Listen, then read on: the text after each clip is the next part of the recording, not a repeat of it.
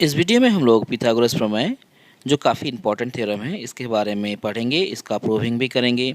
ये waste Bengal board के students के लिए क्लास 10 में 49 नंबर थ्योरम है और सीबीएसई के भी स्टूडेंट लोग के लिए ये काफ़ी इंपॉर्टेंट थ्योरम है।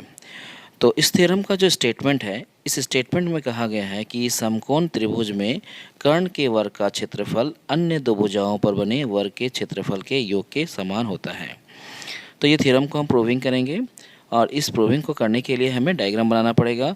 और हम जानते हैं कि थ्योरम को हम लोग 4 स्टेप में लिखते हैं, उन 4 स्टेप का भी इस्तेमाल करके प्रॉपर वे में हम इस थ्योरम का प्रूविंग करेंगे। तो स्टार्ट करते हैं। तो फर्स्ट स्टेप में हमने लिखा दिया गया है। तो दिए गए शर्तों के अनुसार हमने यहाँ पे मान लिया कि ABC एक समकोण त्रिभुज है जिसके ए बिंदु पे समकोण है, यानी ए पॉइंट पे 90 डिग्री का एंगल है। तो हमने यहाँ पे क्या किया है, एक ट्रायंगल बनाया, एक त्रिभुज बनाया है जिसके ए बिंदु पे समकोण है, यानी 90 डिग्री का एंगल है। ये पॉइंट जो है ये 90 डिग्री का एंगल यहाँ पे बनाया गया है। और हम जानते हैं कि अगर ये 90 डिग्री का एंगल है तो ये BC जो होगा इस त्रिभुज का कर्ण होगा। और AB को हम आधार भी ले सकते हैं, लंब भी ले सकते हैं, और AC को भी हम आधार ले सकते हैं या लंब ले सकते हैं। तो ये दोनों चेंजेबल होते हैं, लेकिन किसी भी त्रिभुज में कर्ण जो होता है, अगर कोई समकोण त्रिभुज हो तो उसका कर्ण जो होता है वो हमेशा फिक्स्ड रहता है। तो ये 90 डिग्री का एंगल है, इसका ठीक अपोजिट वाला साइड जो होता है ये कर्ण होता है, तो ये फिक्स्ड रहेगा। बाकी ये दोनों साइड जो हैं हम दोनों में से किसी एक को ज़रूरत के हिसाब से आधार भी ले सकते हैं और लंब भी ले सकते हैं। तो जैसा कि थ्योरम में कहा गया है, जिस बिंदु पे 90 डिग्री का एंगल है वहाँ से एक लंब खींचना है समकोण त्रिभुज के कर्ण पर। तो खींच लेते हैं।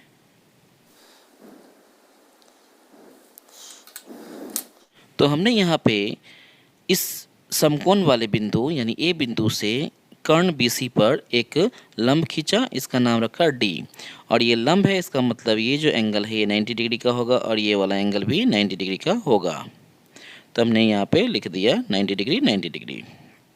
अब लिखेंगे दूसरा स्टेप।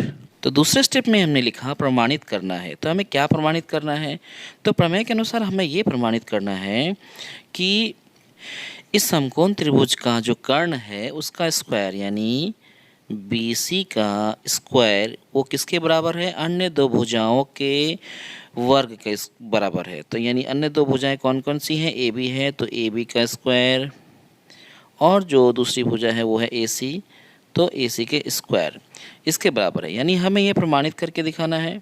अब हम चलते हैं इसके थर्ड स्टेप में। तो थर्ड स्टेप में हमें लिखना होता है रचना यानी कंस्ट्रक्शन। तो हमने यहाँ पे क्या कंस्ट्रक्शन किया, यहाँ पे हमने AD एक लंब खींचा किसके ऊपर, BC के ऊपर। तो हमें ये लिख देना है, तो लिख लेते हैं। तो लिखेंगे समकोण बिंदु, ये जो समकोण बिंदु है, समकोण बिंदु A से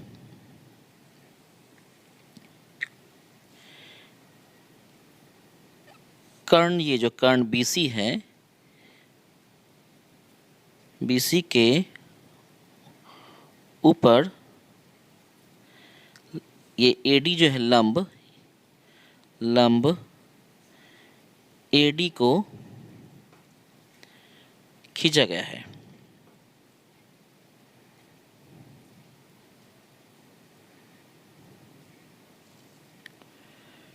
यानी हम यहाँ लिख सकते हैं कि ये जो AD है ये परपेंडिकुलर है, किसके ऊपर परपेंडिकुलर है, तो BC के ऊपर परपेंडिकुलर है।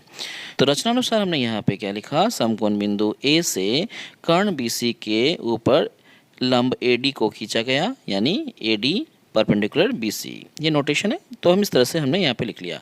अब सबसे मेन स्टेप शुरू होगा प्रमाण यानी प्रूफ। तो हम इसका प्रूविंग भी कर लेते हैं।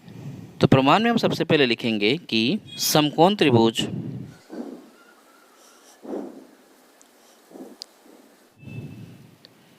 ABC के कर्ण पर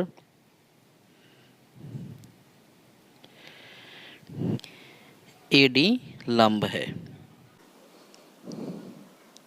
तो जैसा कि हमने यहाँ पे लिखा कि समकोण त्रिभुज ABC के कर्ण पर AD लंब है, यानी एक समकोण त्रिभुज है जहाँ पे A बिंदु पे 90 डिग्री का कोण है और इस बिंदु से कर्ण BC के ऊपर एक लंब खींचा गया है। तो ऐसी परिस्थिति में हम प्रमेय के अनुसार ये कह सकते हैं कि ये जो लंब है, इस लंब के दोनों तरफ बने त्रिभुज आपस में समरूप होंगे और साथ ही साथ ये दोनों त्रिभुज जो हैं इसके मूल त्रिभुज यानी ABC त्रिभुज के भी समरूप होंगे। ये प्रमेय है। तो प्रमेय के अनुसार हम ये लिख सकते हैं कि त्रिभुज ABD और त्रिभुज CBA समरूप हैं।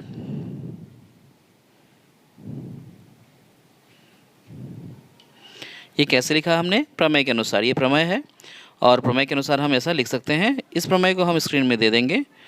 तो लिखेंगे इसलिए ABD त्रिभुज और मूल त्रिभुज CBA के भुजाओं को अनुपात में लिखेंगे।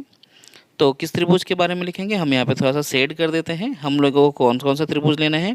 हमें 2 त्रिभुज लेना है। कौन कौन सा त्रिभुज लेना है? ये एक त्रिभुज लेना है ABD, यानी जो हम इसमें काम करेंगे वो इस त्रिभुज में काम करेंगे। कौन सा त्रिभुज में काम करने वाले हैं? ABD त्रिभुज में काम करने वाले हैं। इसलिए हम इसको थोड़ा सा हल्का सा शेड कर दिए ताकि हमें समझ में आए कि हम कौन से त्रिभुज में काम करना चाह रहे हैं। तो ये जो ब्लू वाला त्रिभुज दिख रहा है, हमें इस त्रिभुज के साथ जो मूल त्रिभुज है CBA, इसमें हम काम करेंगे। तो ये जो ब्लू कलर का त्रिभुज हमें दिख रहा है जिसको हमने सेट किया, इस त्रिभुज का जो कर्ण है वो है AB। तो हम लिखेंगे AB बट्टा ये जो मूल त्रिभुज है, इस मूल त्रिभुज का कर्ण कौन है? तो BC। ये BC जो है ये मूल त्रिभुज का कर्ण है। क्यों? क्योंकि हम जानते हैं कि 90 डिग्री का ठीक विपरीत वाला जो भुजा होता है वो कर्ण होता है। ये 90 डिग्री है, इसलिए इसके विपरीत वाला जो भुजा है वो कर्ण है मूल त्रिभुज का। तो मूल त्रिभुज का कर्ण कौन हो गया? BC हो गया। इसलिए हम यहाँ पर लिख देंगे BC। यानी हमने इन दोनों त्रिभुजों के कर्ण का अनुपात यहाँ पे लिखा। इक्वल लगाएंगे। अब हम इस ब्लू वाले त्रिभुज यानी छोटे वाले त्रिभुज का आधार लेंगे। तो आधार कौन है? BD है। तो हम यहाँ पे BD ले लेंगे और मूल त्रिभुज का भी हमें आधार ही लेना है, इसलिए इस मूल त्रिभुज का आधार हम इस बार AB को लेंगे। तो हम यहाँ पे AB ले लिए और अगर हम इन दोनों को क्रॉस मल्टीप्लाई करते हैं तो हमें मिलेगा AB इंटू AB। ये बन जाएगा AB का स्क्वायर इक्वल्स टू BC का मल्टीप्लाई हो जाएगा BD के साथ। तो हम इस तरह से लिख देंगे और इस समीकरण का नाम रख देंगे 1। ठीक है। ठीक इसी तरह से हम इस बार लिख सकते हैं कि ये जो त्रिभुज है, इस त्रिभुज को हम एक कलर कर देते हैं। ये जो हमने रेड कलर का शेड दिया है, ये जो त्रिभुज है ये त्रिभुज भी मूल त्रिभुज के समरूप होगा। तो हम यहाँ लिख लेते हैं पुनः त्रिभुज CAD और त्रिभुज CBA समरूप हैं। तो इसे भी हमने प्रमेय के अनुसार ही लिखा है और जिस तरह से हमने इस वाले इक्वेशन नंबर 1 को बनाया, ठीक उसी तरह से इक्वेशन नंबर 2 को भी बनाएंगे। और इस बार हम ये रेड वाले त्रिभुज का इस्तेमाल करेंगे। किसके साथ? मूल त्रिभुज के साथ। तो यहाँ पे हम लिखेंगे कि इस बार जो ये रेड वाला त्रिभुज है हम स्क्रीन में देंगे। तो यहाँ पे हमें देखना है कि ये जो रेड वाला त्रिभुज है, इस रेड वाले त्रिभुज का कर्ण कौन है?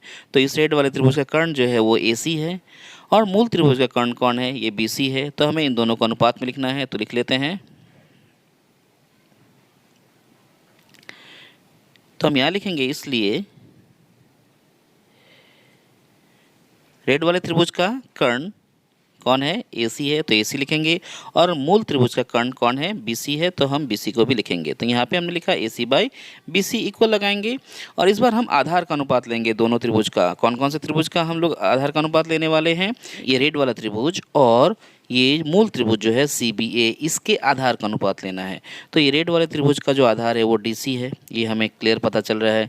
लेकिन ये जो मूल त्रिभुज है CBA, इसमें हमें इस बार आधार को AC लेना है। यानी AC को हम क्या लेंगे? इस बार आधार लेंगे। तो हम क्या लिख पाएंगे?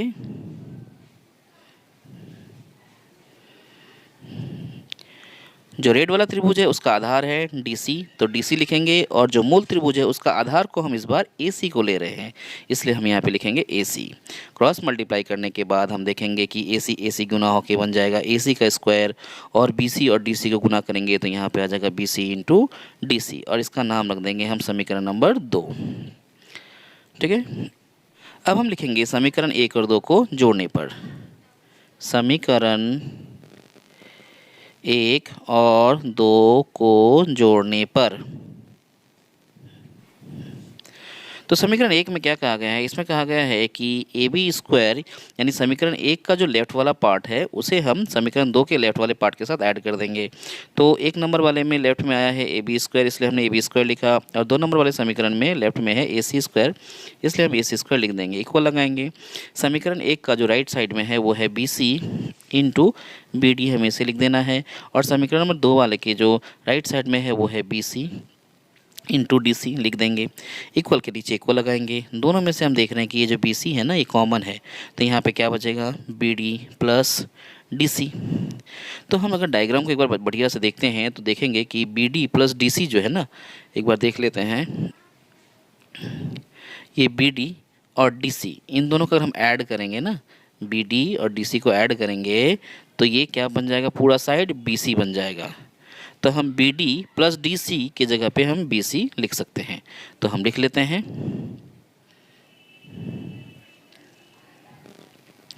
तो यहाँ पे हम लिखेंगे BC, और इन दोनों को प्लस करने के बाद भी क्या बन जा रहा है, BC बन जा रहा है, और BC को BC से गुना करेंगे तो ये बन जाएगा BC का स्क्वायर।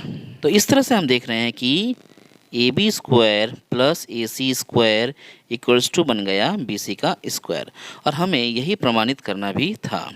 तो इस तरह से हम पाइथागोरस के प्रमेय को प्रमाण कर लेते हैं, और हम यहाँ लिख देंगे प्रमाणित।